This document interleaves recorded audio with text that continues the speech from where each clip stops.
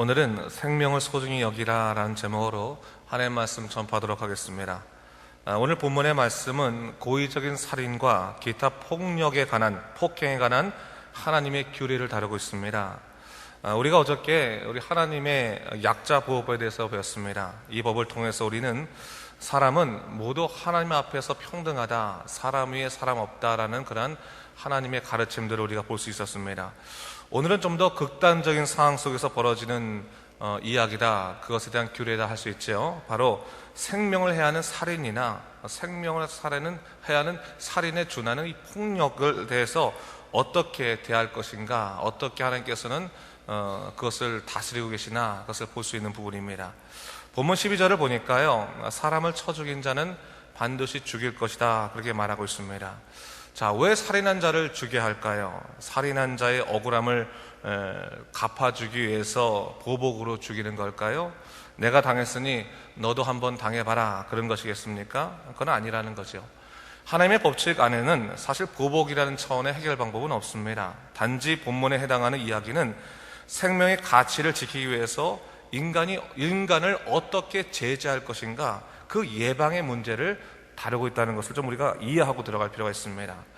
여러분, 생명은 하나님께 속한 것입니다. 그러기에 인간이 생명을 주관하려고 하거나 또 남의 생명에 침해해서는 안 됩니다. 오직 그 생명은 하나님의 것이기 때문에 우리는 주님께 우리의 생명을 맡길 수밖에 없습니다. 그런데 문제는 사람들이 자신을 잘 다스리지 못해서 주님이 주신 생명을 복수나 원한이란 이유로 빼앗게 된다면 그것은 하나님의 창조 질서를 어긋나게 하는 것이고, 그 창조 질서를 어긋나게 한 잃어버린 생명은 결국 또 다른 생명으로 대치될 수밖에 없음을 하나님께서 이야기하고 있는 것입니다.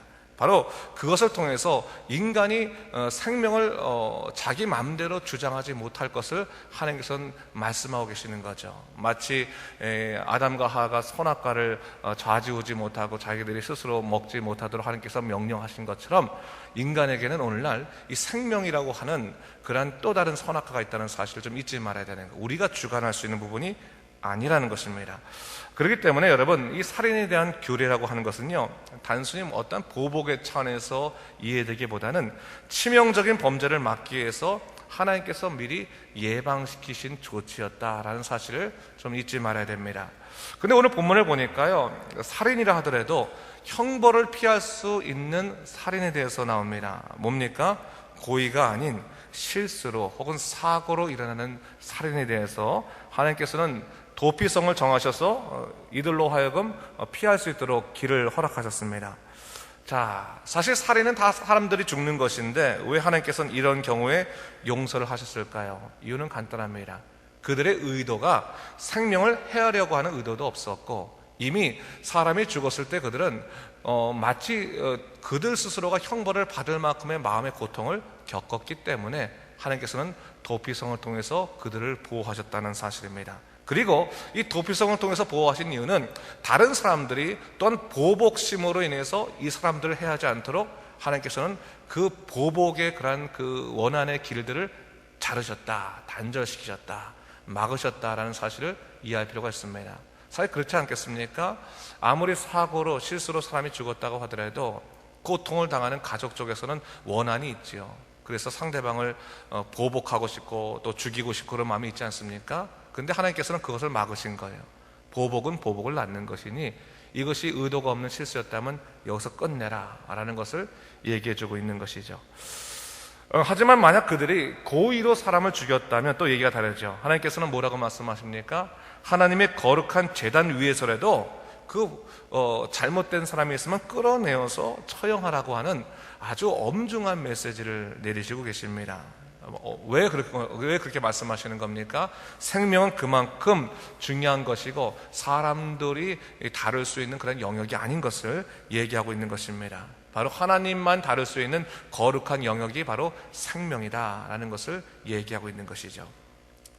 뿐만 아니라 하나님께서는 부모를 죽이거나 저주한 자들에 대해서 또한 다른 사람들을 함부로 팔고 그들로 고통을 준 사람들에 대해서 뭐라고 말했습니까? 이 패역한 자들을 더 이상 남기지 말 것을 명령하고 계십니다. 한마디로 그들의 생명을 끊으시면서까지도 이런 인간에게 퍼질 수 있는 저주의 전염병들을 끊으신 것입니다.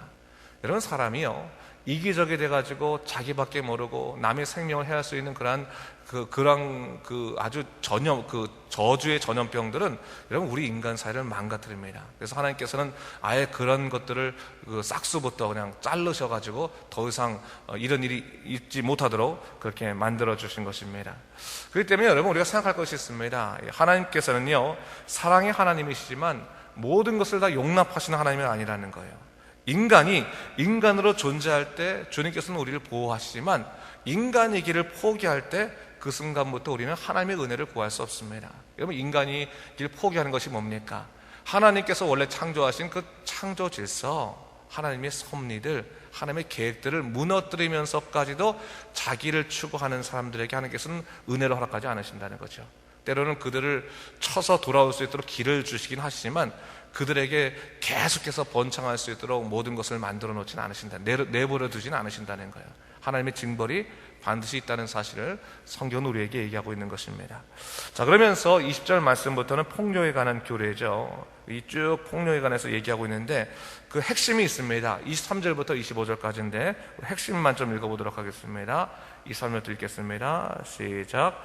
그러나 다른 해가 있으면 갑되 생명은 생명으로, 눈은 눈으로, 이는 이로, 손은 손으로, 발은 발로, 된 것은 된 것으로, 상하게 한 것은 상함으로, 때린 것은 때림으로 갚을지니라 했어요. 모든 죄는 대가가 요구된다는 엄중한 메시지가 있는데, 여러분 여기서 좀 우리가 오해하지 않을 것이 있습니다. 여러분 이 부분을 보면서 구약의 하나님은 잔인하신 하나님이야. 야, 눈은 눈으로, 이는 이로 갚고 생명은 생명으로 갚고 그렇게 말씀하시나. 그래서 야, 보복을 우리에게 가르치시는 하나님이 아닌가라고 하지만 그것은 우리가 성경을 좀 잘못 이해하고 있는 것이고요. 그렇지 않습니다. 이 말씀은 뭐냐면 바로 그것입니다. 다른 사람에게 귀한 것은 내게도 귀한 것이에요. 내게 귀한 것이라면 다른 사람에게도 귀한 것이다라는 것을 얘기하는 거예요. 여러분, 우리가 남들에게 어떤 폭력을 행사할 때, 예를 들어서 그들의 다리를 때리고 팔을 때려서 그들의 그 신체를 망가뜨릴 때, 만약 그것이 내 거라고 생각하면 누가 그걸 하겠습니까? 그렇게 하지 못하는 거예요. 남들의 것을 빼앗으려고 할 때 그 빼앗음으로 해서 그들의 마음에 고통을 겪게 될 것이라면 그것이 내 것이라고 생각하고 내 마음이라고 생각한다면 우리가 어떻게 함부로 할 수 있겠습니까? 여러분, 이 말씀은 오히려 신약 성경에 예수님께서 말씀하신 마태복음 7장 12절 말씀, 황금률하고 통하는 거예요. 황금률 뭡니까?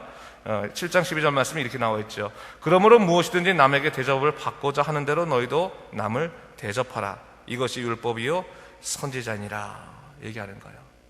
우리가 믿음의 사람으로서 이 공동체를 잘 이끌어가기 위해서는, 잘 살기 위해서는 내게 소중한 것은 남도 소중한 것이고 남에게 소중한 것은 내게도 소중한 것이라는 것을 잊지 말라는 거예요.